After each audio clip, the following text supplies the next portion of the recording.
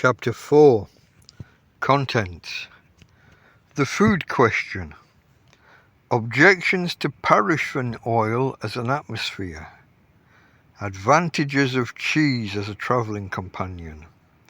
A married woman deserts her home. Further provision for getting upset. I pack. Cussedness of toothbrushes.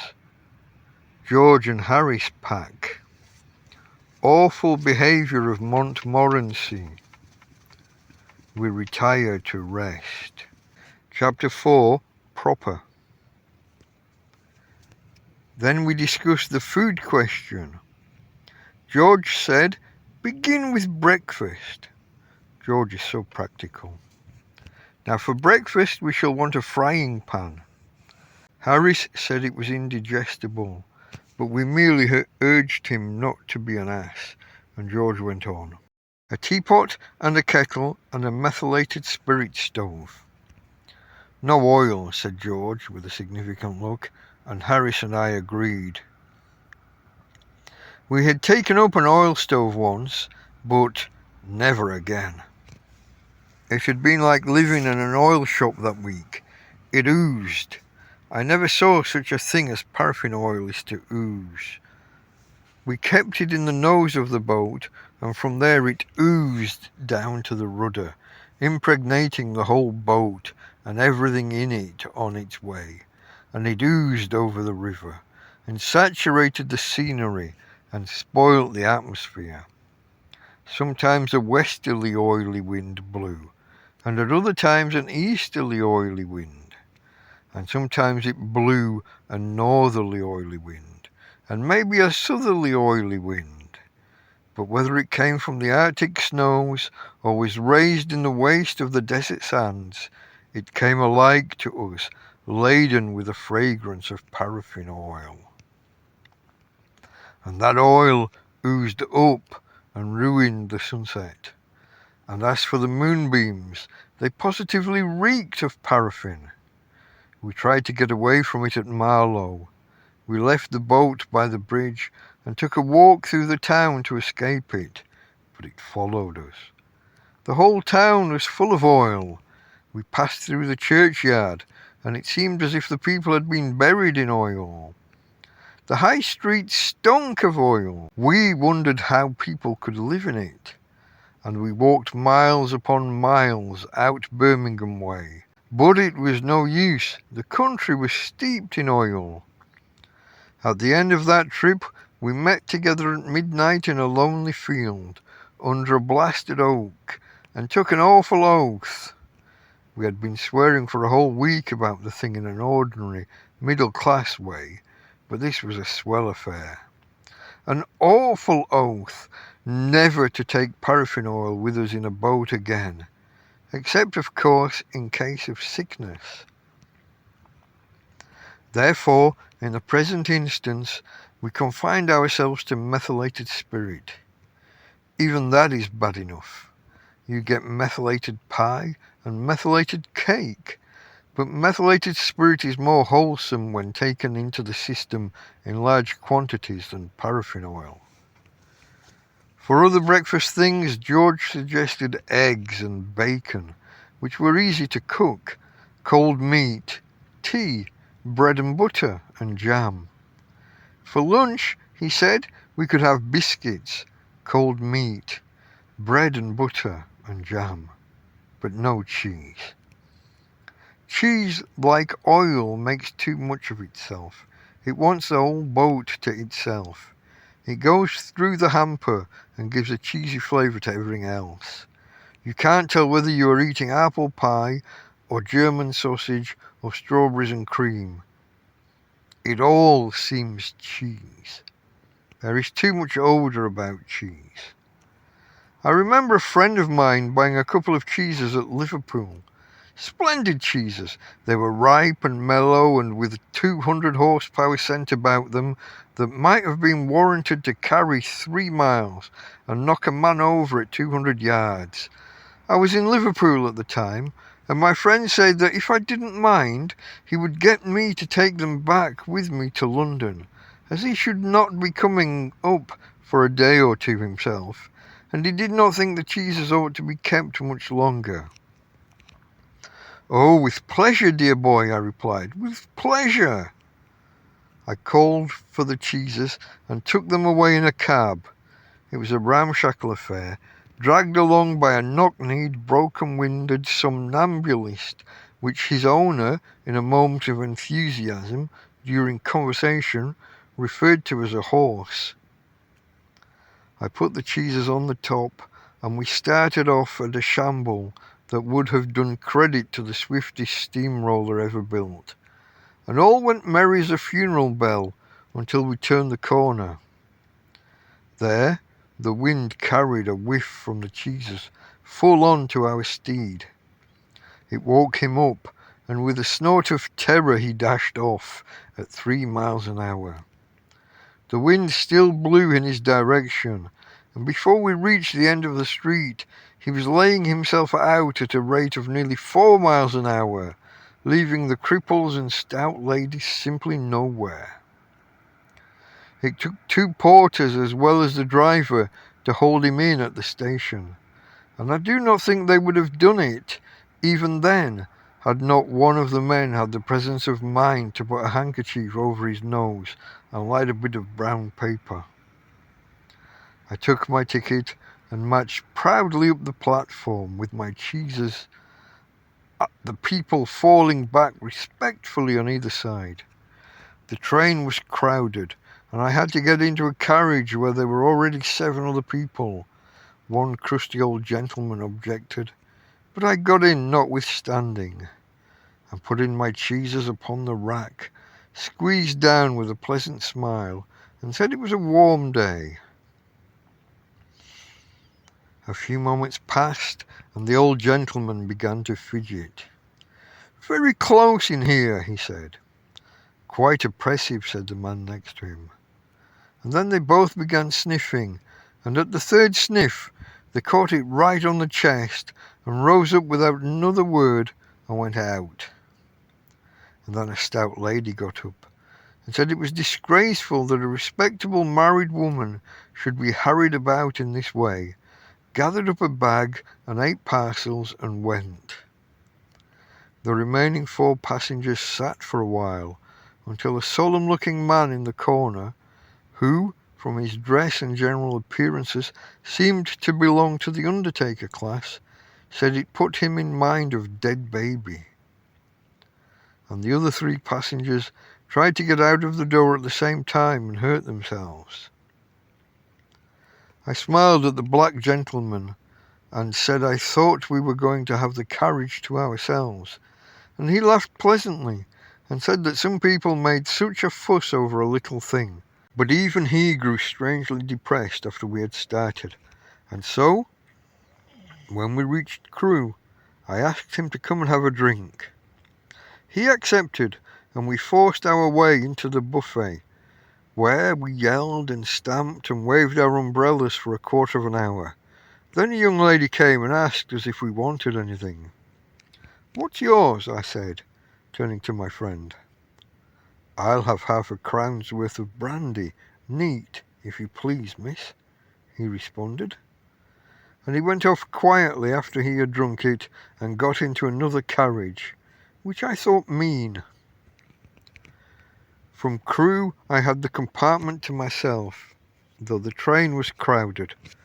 As we drew up at the different stations, the people, seeing an empty carriage, would rush for it. "Here you are, Maria! Come along, plenty of room." "All right, Tom, we'll get in here," they would shout. And they would run along, carrying heavy bags, and fight around the door to get in first. And one would open the door and mount the steps and stagger back into the arms of the man behind him.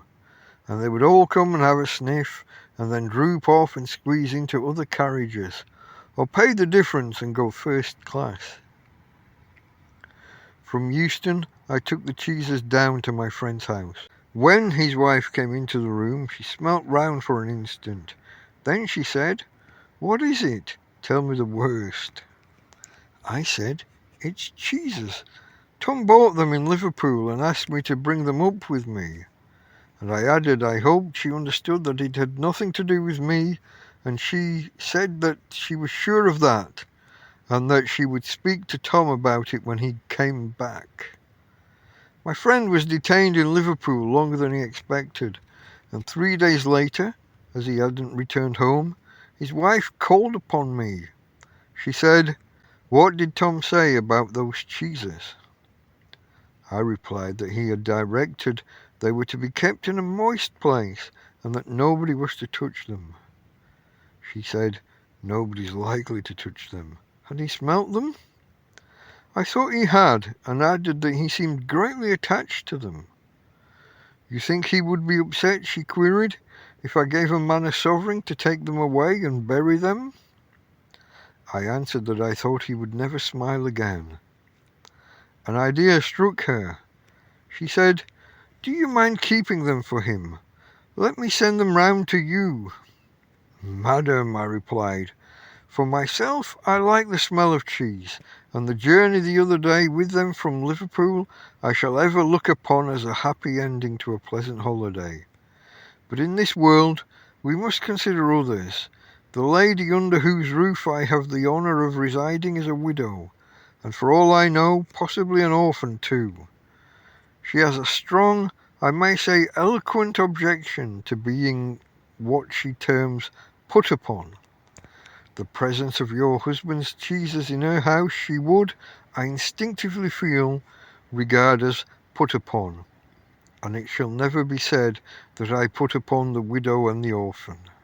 "Very well then," said my friend's wife, rising. "All I have to say is that I shall take the children and go to an hotel until those cheeses are eaten. I decline to live any longer in the same house with them." She kept her word, leaving the place in charge of the charwoman, who, when asked if she could stand the smell, replied, "What smell?"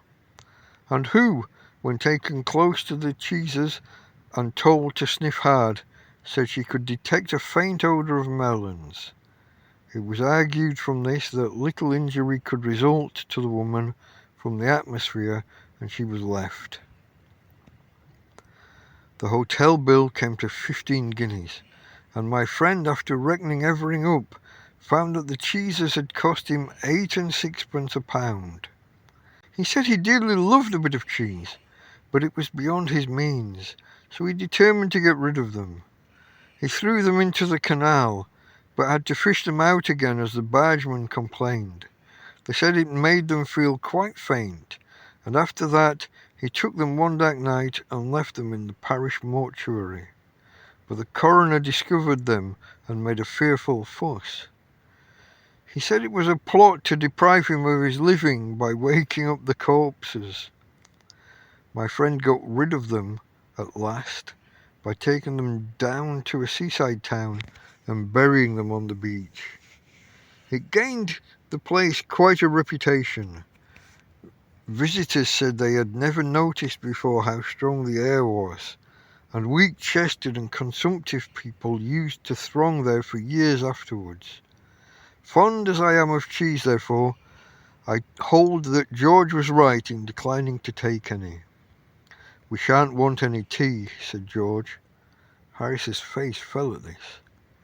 "But we'll have a good, round, square, slap-up meal at 7. Dinner, tea and supper combined." Harris grew more cheerful. George suggested meat and fruit pies, cold meat, tomatoes, fruit and green stuff. For drink, we took some wonderfully sticky concoction of Harris's, which you mixed with water and called lemonade. Plenty of tea, and a bottle of whisky in case, as George said, we got upset. It seemed to me that George harped too much on the getting upset idea. It seemed to me the wrong spirit to go about the trip in. But I'm glad we took the whisky. We didn't take beer or wine. They are a mistake up the river. They make you feel sleepy and heavy. A glass in the evening when you are doing a mooch round the town and looking at the girls is all right enough. But don't drink when the sun is blazing down on your head and you've got hard work to do.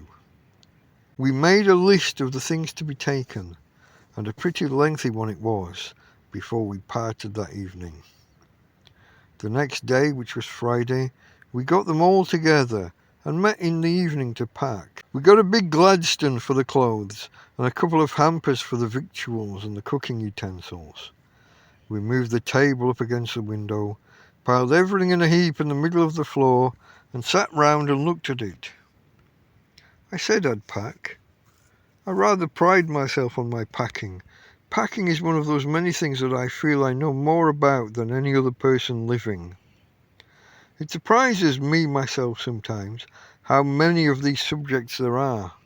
I impressed the fact upon George and Harris and told them that they had better leave the whole matter entirely to me.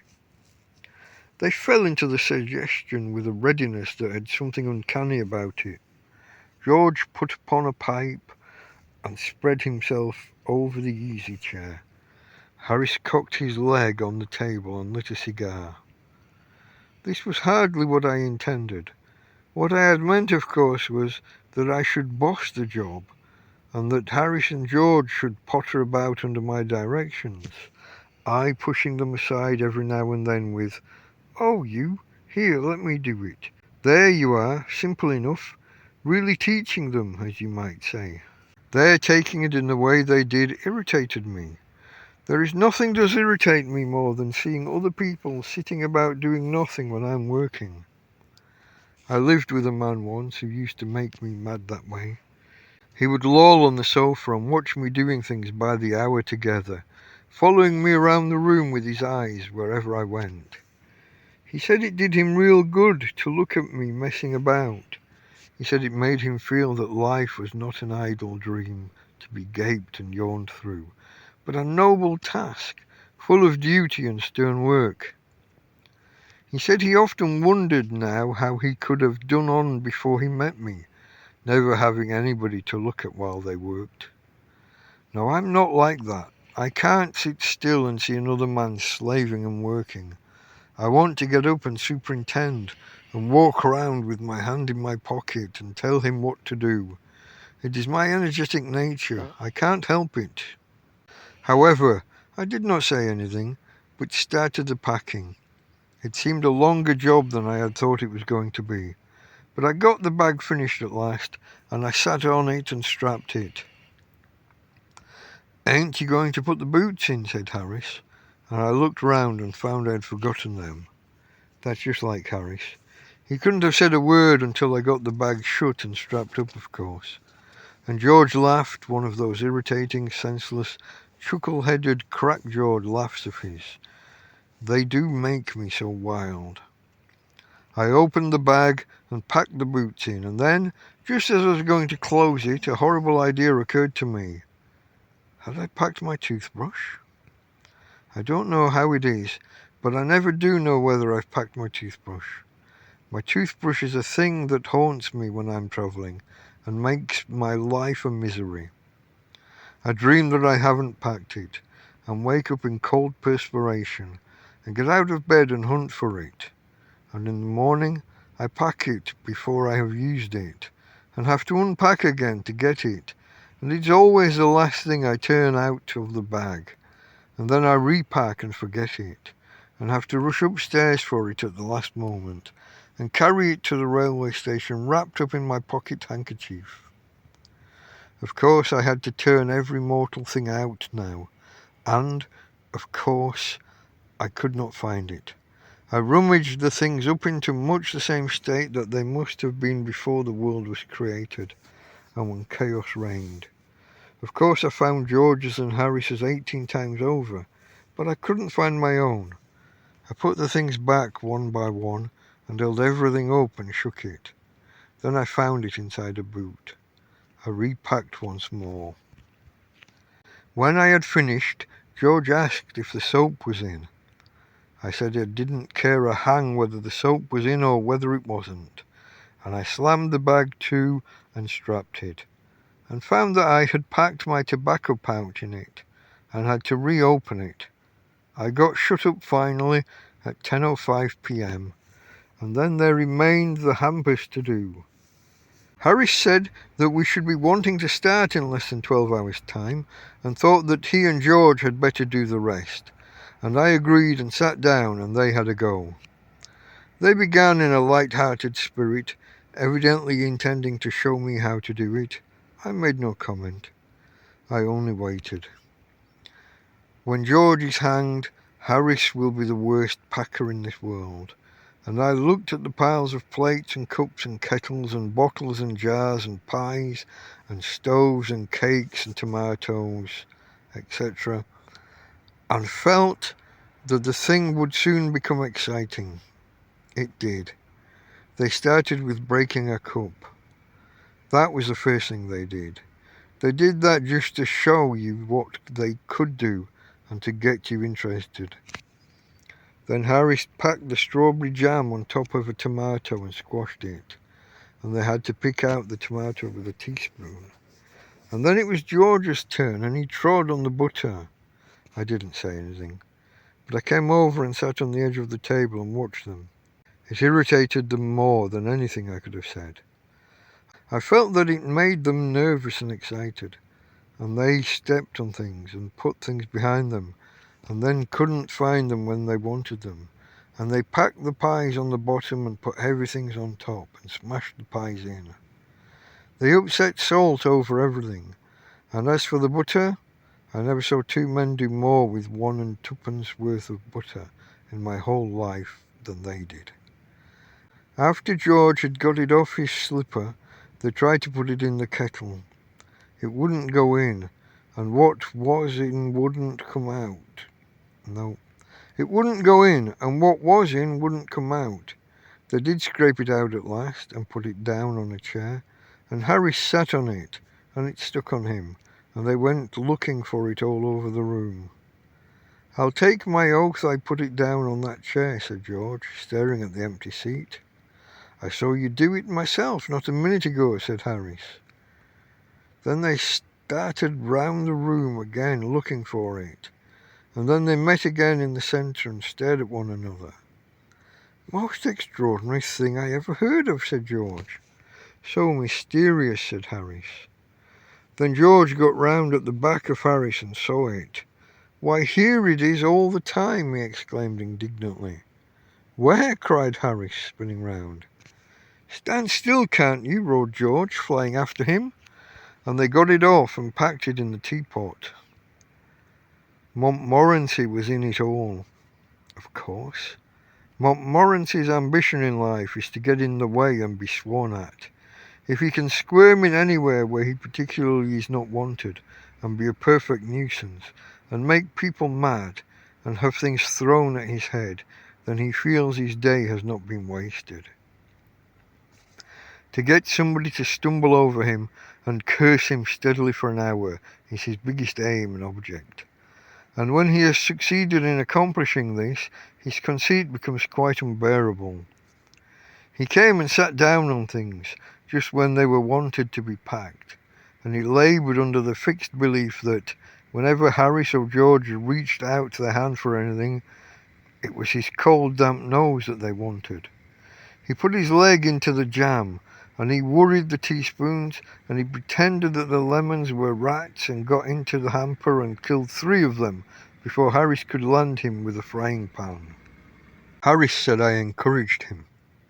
I didn't encourage him. A dog like that don't want any encouragement. It's the natural, original sin that is born in him that makes him do things like that. The packing was done at 12:50, and Harris sat on the big hamper and said he hoped nothing would be found broken. George said that if anything was broken, it was broken. With reflection seemed to comfort him. He also said he was ready for bed. We were all ready for bed. Harris was to sleep with us that night, and we went upstairs. We tossed for beds, and Harris had to sleep with me. He said, "Do you prefer the inside or the outside?" I said I generally preferred to sleep inside a bed. Harris said it was old. George said, "What time shall I wake you fellows?" Harris said 7. I said, "No, 6, because I wanted to write some letters." Harris and I had a bit of a row over it, but at last split the difference and said 6:30. "Wake us at 6:30, George," we said. George made no answer, and we found, on going over, that he had been asleep for some time.